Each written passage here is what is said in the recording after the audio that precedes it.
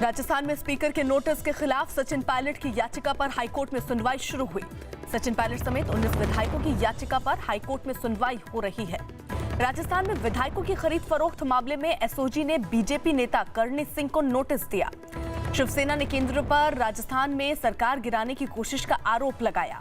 विकास दुबे की postmortem report में आया कि उसे सामने से 3 गोलियां लगी। मुठभेड़ में मारे गए गैंगस्टर विकास दुबे का मुख्य साथी जय वाजपेयी गिरफ्तार किया गया। पीएम मोदी ने कोरोना और बाढ़ के हालात पर 7 राज्यों के मुख्यमंत्री से बात की। पीएम मोदी ने मुख्यमंत्रियों को हर मुमकिन मदद का भरोसा दिया। शरद पवार ने केंद्र पर हमला करते हुए कहा कि कुछ लोग सोचते हैं मंदिर बनने से कोरोना खत्म हो जाएगा। जम्मू कश्मीर के राजौरी में पाकिस्तान ने सेना की चौकियों और रिहायशी इलाकों पर फायरिंग की। राजौरी में पाकिस्तान की ओर से फायरिंग का सेना ने मुंहतोड़ जवाब दिया। जम्मू कश्मीर के करगिल में बारूद पर गलती से पैर पड़ने से एक जवान शहीद हो गया। दक्षिण चीन सागर से लौट रही अमेरिकी नौसेना भारत के साथ साझा अभ्यास कर सकती है। जम्मू कश्मीर के पुंछ में 3 लोगों की मौत पर भारत ने पाकिस्तान के सामने विरोध जताया। केंद्रीय स्वास्थ्य मंत्री हर्षवर्धन ने कोरोना महामारी से ठीक हुए लोगों से प्लाज्मा दान करने की अपील की। देश में कोरोना के मामले बढ़कर 11 लाख के पार। देश में कोरोना रिकवरी रेट बढ़कर 62% के पार। एम्स में आज से कोरोना की वैक्सीन के लोगों पर ट्रायल के लिए रजिस्ट्रेशन शुरू होगा। महाराष्ट्र में कोरोना का आंकड़ा 3 लाख के पार। नवी मुंबई के 42 हॉटस्पॉट इलाके में 31 जुलाई तक लॉकडाउन लगाया गया। महाराष्ट्र सरकार ने मंत्री असलम शेख कोरोना पॉजिटिव हुए। कोलकाता में 21 जुलाई को टीएमसी अपनी पहली बड़ी डिजिटल रैली करेगी। 21 जुलाई को होने वाली रैली में टीएमसी विधानसभा चुनाव के लिए प्रचार शुरू कर सकती है। राहुल गांधी ने आरोप लगाया कि 2426 कंपनियों ने बैंकों से 1,47,000 करोड़ लूट लिए। राहुल ने ट्वीट करके पूछा कि क्या सरकार बैंक लूटने वालों को सजा देगी।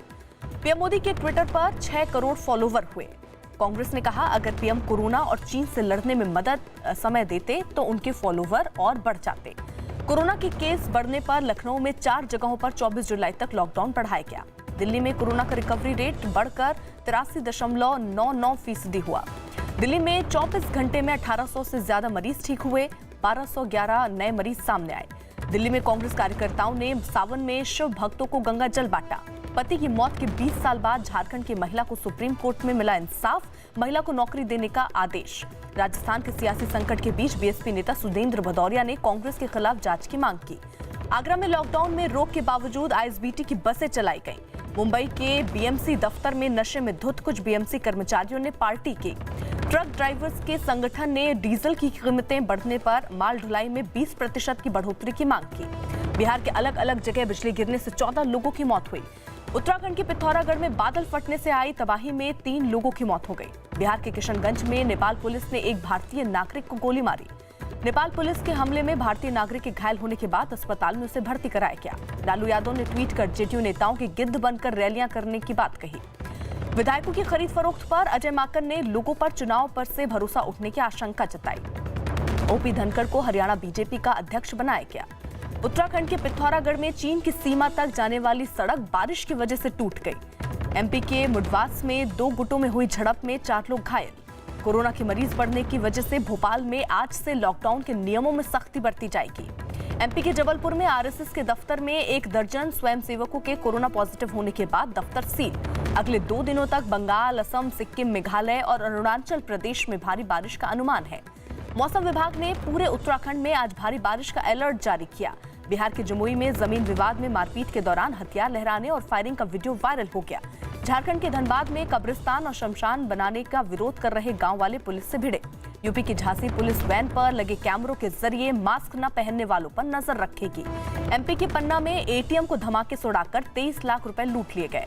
छत्तीसगढ़ के बलरामपुर में गर्भवती महिला को कुर्सी पर 1 किलोमीटर दूर खड़ी एम्बुलेंस तक पहुंचाया गया। हल्द्वानी में लॉकडाउन के दौरान बेवजह घर से निकलने पर लोगों के चालान काटे गए। दिल्ली की पूर्व सीएम शीला दीक्षित की पहली पुण्यतिथि पर केजरीवाल ने उन्हें श्रद्धांजलि दी। बाढ़ से बेहाल असम के 30 जिलों में अब तक 84 लोगों की मौत। असम के सीएम सर्बानंद सोनोवाल ने बाढ़ पीड़ित इलाकों का दौरा किया। महाराष्ट्र के सतारा में 3.5 तीव्रता के भूकंप के झटके महसूस किए गए। कर्नाटक के कलबुर्गी में कोरोना के केस बढ़ने की वजह से 27 जुलाई तक लॉकडाउन बढ़ाया गया। हैदराबाद में एक महिला ने अपने पति पर 3 तलाक देने का आरोप लगाते हुए केस दर्ज कराया।